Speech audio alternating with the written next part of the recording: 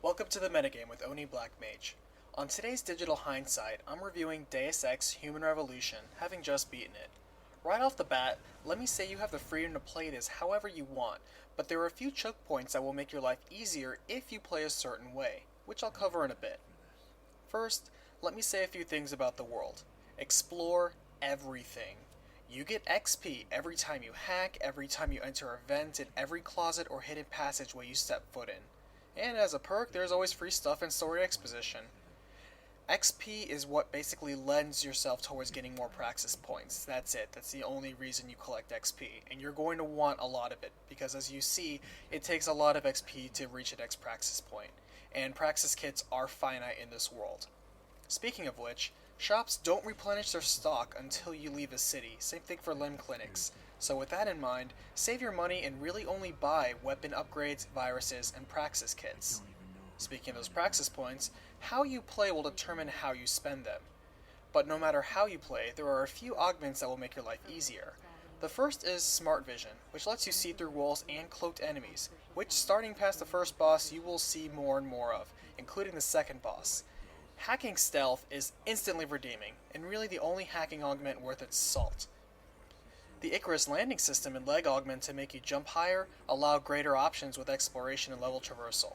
There are many places that are intended for them as well. In addition, Punch Through Wall is instantly, surprisingly valuable, revealing the many cracked walls in the game, usually housing not only extra XP for exploration, but also upgrades and many side routes in many levels. As a bonus, you perform a takedown of any enemy behind the wall. Of course, more inventory space is always great, and you want to lift heavy objects as soon as possible. Finally, you must get EMP shielding soon, at least before you leave Detroit, as it lets you ignore EMPs and electricity. For your loadout, stick to two weapons, short and long or light and heavy, but don't be a pack rat. I highly recommend grabbing the rocket launcher from Derelict Row and using it to deal with the first boss in large mechs.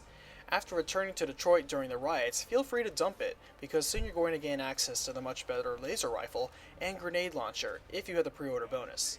The grenade launcher hits just as hard as the rocket launcher while taking up only half the space, and it's the easiest to max out for upgrades. You only need 4. For grenades, your best friends are the EMP and gas grenades. The AI is so dumb with gas grenades, often walking right into the cloud and making no effort to walk around it. Well, hope these tips help you if you haven't played the game yet, or if you're going in for a second run. I'm Oni Black Mage, and thanks for watching the MetaGame.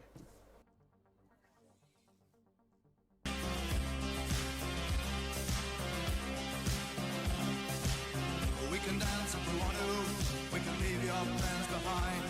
'Cause your friends don't. I never asked for this.